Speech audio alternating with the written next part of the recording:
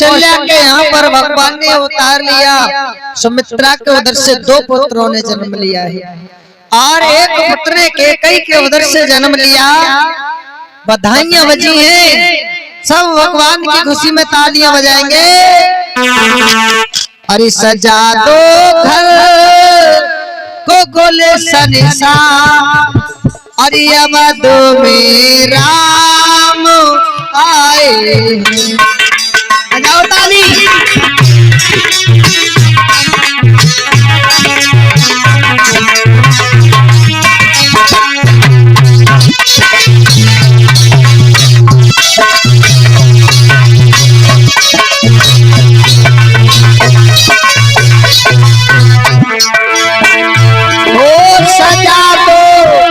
हरि को कुल सनिसा, अवध में राम आए हैं। लगे कुटिया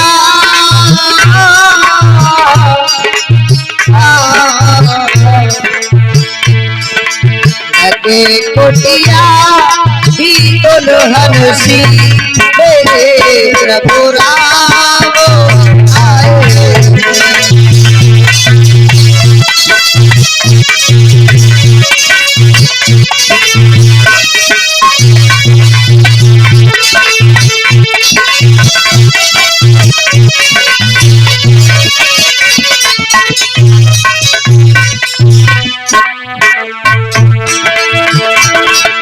सजा दो हरि को कुल सनिसा, मेरे प्रभु राम आए हैं।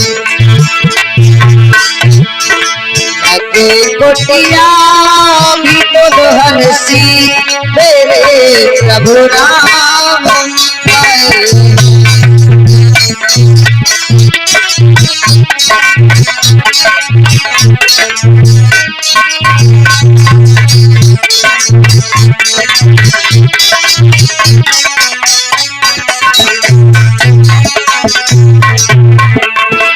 ओ सजा दो पखारो चरण मोहि, महा करो प्रेम की गंगा।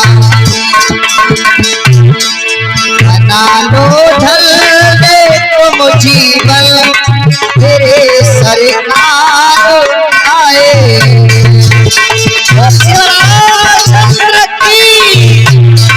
सजा दो घर को दुल्हन सा, अवध में राम आए।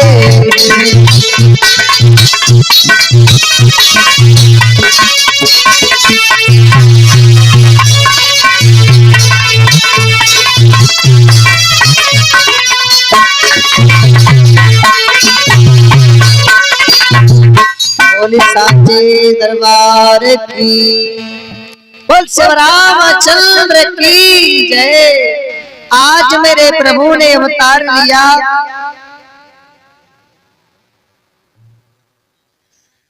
बड़ी बधाइयां बजी हैं मेरे भैया।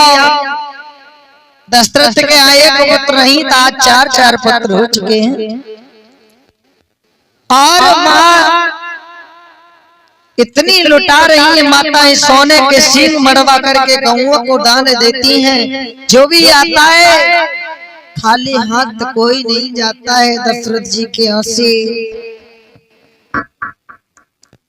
देवता लोगों ने अमर से पुष्प बरसाए, नामकरण हुआ।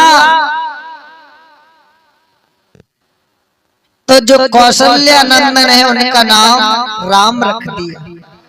और जो सुमित्रा के 2 पुत्र हुए थे, एक का नाम शत्रुघ्न रख दिया और एक का नाम लक्ष्मण रख दिया। और जो सबसे छोटी रानी थी कैकेयी, इसके पुत्र का नाम भरत रख दिया। मेरे भैया चारों भाई धीरे धीरे बड़े होने लगे हैं। अयोध्या फूलों से सजाई गई। देवताओं ने आकर के दर्शन किए। काकभूषण जी को पता चला भगवान अवतार लेकर के आ गए, तो वो भी भगवान के साथ लीला करने को, खेलने के लिए अयोध्या में आ गए। भगवान के पास में बैठ जाते हैं, मैया पालना में झूला लेती हैं, तो काकभूषण जी वहीं बैठ करके दर्शन करते हैं। अब देखते हैं सीता जी का जन्म कैसे हुआ था। लंकापति रावण जो भी लंका में प्रवेश कर जाता उससे बगैर कर लिए वापस नहीं आने देता था। एक समय सप्तऋषि अपनी बेटी मंदोदरी से मिलने को गए और जब वापस आने को हुए तो उससे कर के रूप में लंकापति रावण ने उनका रक्त निकलवा लिया। उन ऋषियों ने श्राप दिया कि हे लंकापति रावण, तू इतना बड़ा दुराचारी हो चुका है, हम तुझे श्राप देते हैं यही हमारा रक्त तेरी लंका का विनाश कर देगा। रावण ने मन में विचार कर लिया, संतों की वाणी कभी मिथ्या नहीं जाती है, लेकिन जब ये लंका में रहेगा तब होगा ना विनाश, नहीं ये लंका में ही ना रहने देंगे। उन्होंने वो कलश उठवाया और ले जाकर के जनकपुरी में गड़वा दिया। जनकपुरी में 12 वर्ष की सूखा पड़ी। विद्वानों ने बताया, महाराज तुम अपने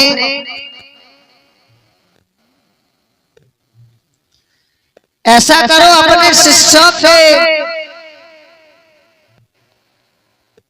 जरिए सौदा लिपा जाओ, अपने हाथों से हल जोड़ करके भूमि को जोतना और तब हो सकता है बारिश हो जाए।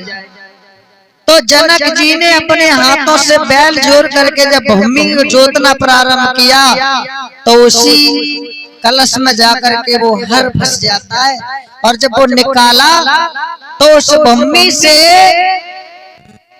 एक बिटिया उस कलश में प्रकट हुई, एक कन्या दिखाई दी। जनक जी सोचने लगे बड़ी कृपा होगी भगवान की, मेरे घर में कोई पुत्र पुत्री नहीं था, आज मेरा घर सूना सूना था, मेरे घर में कन्या आ गई। इनकी पत्नी का नाम था सुनैना। सुनैना के पास पहुंचे, कहने लगे लो महारानी हमारे लिए एक बेटी मिली है। बड़ी खुश हुई सुनैना, अपनी गोदी में ले लिया, उनका नामकरण कराया तो इसका नाम एक वैदेही रख दिया, दूसरा नाम सीता जी रख दिया। सीता जी जनकपुरी में बड़ी होने लगी, अयोध्या में भगवान राम बड़े होने लगे।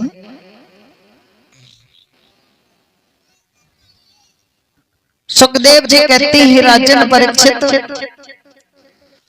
जब दोनों भैया धीरे धीरे बड़े हुए हैं, चारों भाई गुरु वशिष्ठ कहने लगे इनकी शिक्षा दीक्षा करा दो। चारों भाइयों को लेकर के वशिष्ठ जी गुरुकुल चले जाते हैं और ये 3 राक्षस थे जो भेजे हुए रावण के, सुबाहु, ताड़का और मारीच।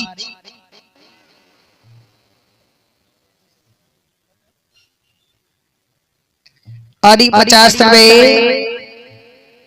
हमारे बड़े भ्राता जी श्रीमान मोहर सिंह यादव और भोले यादव और उमेश चौधरी दम्मी नगर की तरफ से भगवान के चरण भेंट करते हैं। भगवान इनकी हर मनोकामनाएं पूर्ण करें, धर्मंडार भरते रहें। बोली गोविंद भगवान की।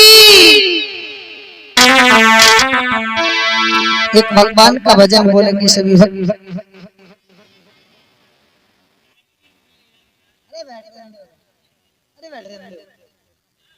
जाओ भैया जाओ, तुम चले जाओ।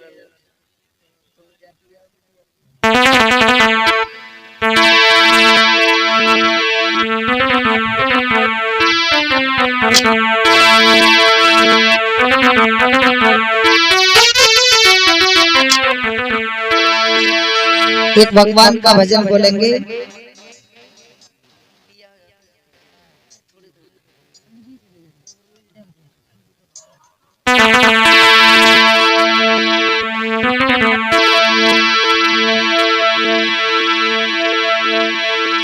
हरियादी तो मोने मेरी, ताली बजा करके बोलेंगे सभी भक्त, बोलाई है।